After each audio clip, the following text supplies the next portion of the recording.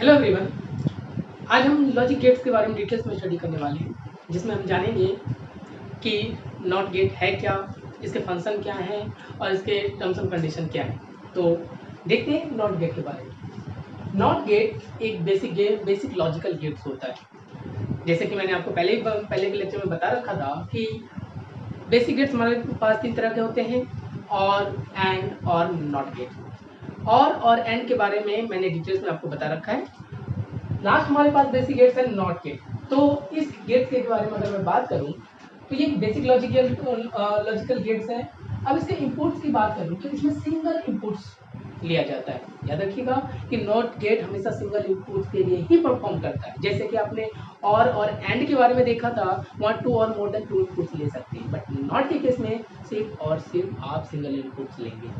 Second, अगर मैं इसके आउटपुट की बात करूं तो ये सिंगल आउटपुट प्रोड्यूस करता है, लेकिन यहाँ के आउटपुट में एक छोटा सा टर्म्स है कि जो भी आउटपुट होगा वो complement of the input signal होगा। कहने का मतलब है कि अगर आप इनपुट सिग्नल में 1 डालते हैं तो आउटपुट हमारा 0 होगा।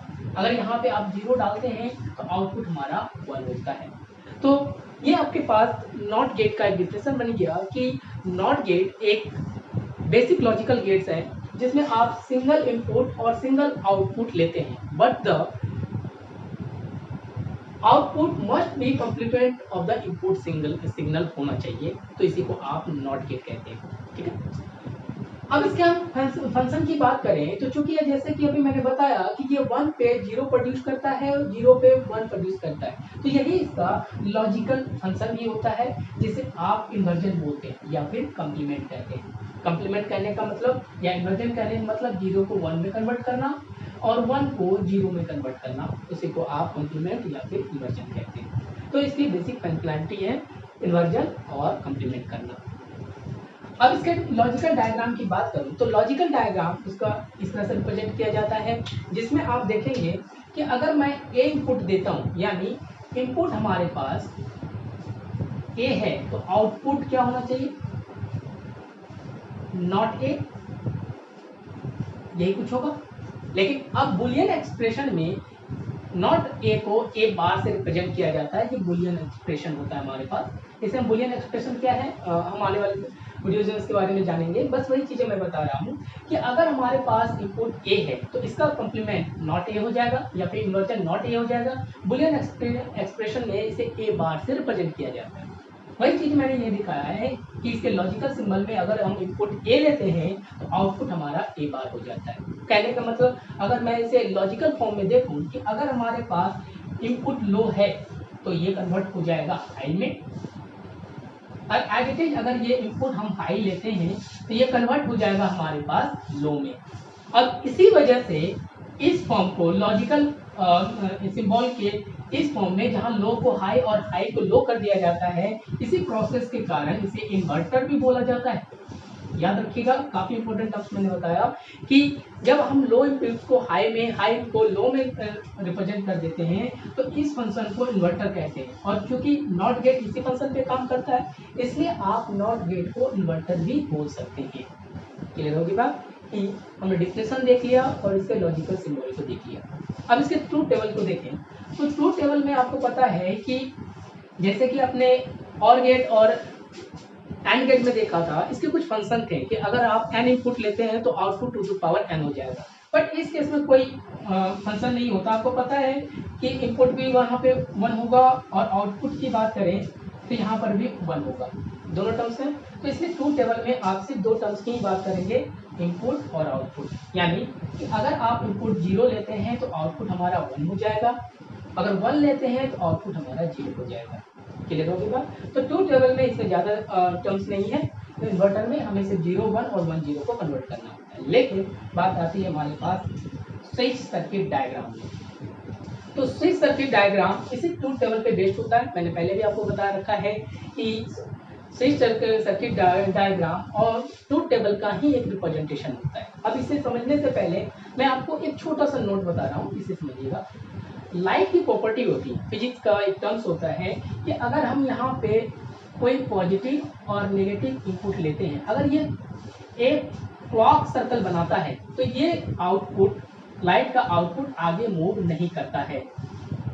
मैं आपको बता दूं, वापस बता रहा हूं कि अगर ये पॉजिटिव इनपुट है हमारे पास और ये नेगेटिव इनपुट है, ये ए और बी की बात करूं, अगर यहाँ पे सर्किट के फॉर्म में ये क्लोज सर्किट बनता है तो लाइट इस फॉर्म में आगे मूव नहीं करेगा। लाइट यहाँ से मूव होने के बाद वो इस डायरेक्शन में ही मूव कर जाएगा क्लॉकवाइज के फॉर्म में। क्लियर है? और लाइट आगे नहीं प्रोड्यूस होगा। अब ये चीजें मैंने क्यों बताया, क्योंकि इसी कॉन्सेप्ट का यूज हमारे पास स्विच सर्किट डायग्राम में करते हैं। तो अब स्विच सर्किट डायग्राम को समझते हैं कि ये देखना कि ये हमारे पास इनपुट है, एक पॉजिटिव एक नेगेटिव इनपुट। अब देखिएगा, अगर मैं यहाँ पे अगर मैं इस इनपुट को यहाँ पे इसे ऑफ रखता हूँ, यानी कि इसे ऑफ करने का मतलब है कि इसको मैंने ओपन रखा। क्लियर है? अब इसका रिप्रेजेंटेशन ही स्विच सर्किट डायग्राम है। मैंने जीरो को यहाँ पे ओपन रखा तो आपको पता है कि लाइट इस वे में तब फॉलो कर जाएंगे, इधर से जाएंगे और ये बल्ब हमारे पास ऑन हो जाएगा, यानी ऑन को रिप्रेजेंट कर देगा। क्लियर है? यानी कि अगर आपने जीरो इनपुट दिया, यानी कि इसे टच नहीं किया, ये चीजों को आपने ओपन रखा। क्लियर है? जीरो कहने का मतलब इसे आपने ओपन रखा तो लाइट इजी वे में इस सर्किट से होते हुए बल्ब तक पहुंच जाएंगी और ये बंद हो जाएगा। समझ आया? एंड ठीक अगर मैं दूसरे कंडीशन की बात करूं, अगर मैंने इसे क्लोज किया, यानी इस सर्किट को मैंने यहाँ पर क्लोज कर दिया, तो अब क्या होगा, जैसे कि मैंने आपको लाइट की प्रॉपर्टी बताया था कि जब भी एक हमारे पास क्लोज सर्किट हो जाता है तो लाइट आगे मूव नहीं करेगी, यानी लाइट इधर तो जाएंगी, फिर इस तरह से होके यहाँ आ जाएगी, यानी लाइट आगे मूव नहीं करने वाली। ये इस तरह से, जिसे आप शॉर्ट सर्किट या स्पार्किंग कहते हैं, इस तरह से लाइट इस तरह से फॉलो हो जाएंगी और इस केस में बल्ब जो है ये हमारे पास ऑफ हो जाएगा। क्लियर होगी बात कि कैसे हम नॉट गेट का स्विच सर्किट डायग्राम को समझे। क्यों? क्योंकि क्लोज सर्किट बनने में वन कहने का मतलब है आप इसे क्लोज कर रहे हैं। क्लोज करने पर लाइट इसी फॉर्म में आपके पास रिटर्न हो जाएंगी, क्लॉकवाइज मूव करेंगी, बल्ब ऑफ हो जाएगा। समझ आया कि नॉट गेट में 0 1 को प्रोड्यूस कर दिया, 1 0 को प्रोड्यूस कर दिया। ये हमारा स्विच सर्किट डायग्राम का एक्सप्लेनेशन था। अब हम इसके कंक्लूजन के डिफिनेशन की बात करें। हमें पता है कि कंक्लूजन डिफिनेशन हमारे ट्रूथ टेबल से निकलती है। तो ट्रूथ टेबल को अगर आप इजी वे में देखें कि अगर हमारे पास 0 इनपुट होता है तो ये 1 में कन्वर्ट करता है, यानी लो को हाई, हाई को लो। बस यही इसका कंक्लूजन डिफिनेशन है। तो आप कह सकते हैं the low level of input signals produce the high level of signals. इसी का आप उल्टा कर सकते हैं कि high level of input signal produce low level of input signal. तो ये आपके पास बेसिक इंट्रोडक्शन था नॉट गेट का। अब आप बोलेंगे कि सर इसका यूज कहाँ का है, तो इसके यूज के बारे में देखते हैं, तो जरा ध्यान से समझिएगा। मैं यहाँ लिख देता हूँ। देखिए, अगर मैं इसका यूज की बात करूँ तो पहला तो टर्म्स इसका ट्रांजिस्टर बनाने में इसका बहुत ज्यादा यूज होता है। दूसरा टर्म इन्वर्टर के स्टेट में,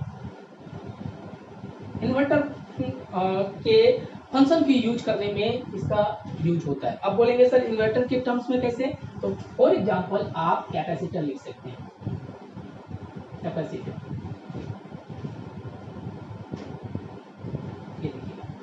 कैपेसिटर के केस में इन्वर्टर के यूज करने के लिए हम नॉट गेट का इस्तेमाल करते हैं। कैसे, तो जरा ध्यान से देखिए। कैपेसिटर को चार्ज किया जाता है तो एक लिमिट चार्जिंग तक हम यहाँ से ले जाते हैं। ये आपके पास हाई लिमिट है, हाई लिमिट चार्जिंग है। देखिएगा, यहाँ तक चेक करते हैं चार्ज होने पर यहीं पे इन्वर्टर का इस्तेमाल किया जाता है, इन्वर्टर फंक्शन का, कि अगर कैपेसिटर को यहाँ से मैं चार्ज करना चालू करता हूँ और जैसे ये हाई लेवल तक पहुँच जाता है अपने एक मैक्सिमम लिमिट तक, तो इन्वर्टर क्या करता है, इसके स्टेट को चेंज कर देता है और तब ये यहाँ से डिस्चार्जिंग होना चालू कर देता है। फिर ये लो लेवल पे फिर जैसे पहुँचता है तो यहाँ पर भी एक इन्वर्टर का यानी कि नॉट गेट का इस्तेमाल करता है, तो फिर ये इसके स्टेट को चेंज कर देता है और ये वापस चार्जिंग होने लगता है। तो इसी फंक्शन का, यानी कि जहाँ पे इन्वर्टर जैसे टर्म्स के फंक्शन का यूज किया जाता है उसमें हम नॉट गेट का इस्तेमाल करते हैं। तो ये हमारा ओवरऑल इंट्रोडक्शन था नॉट गेट का। Thank you.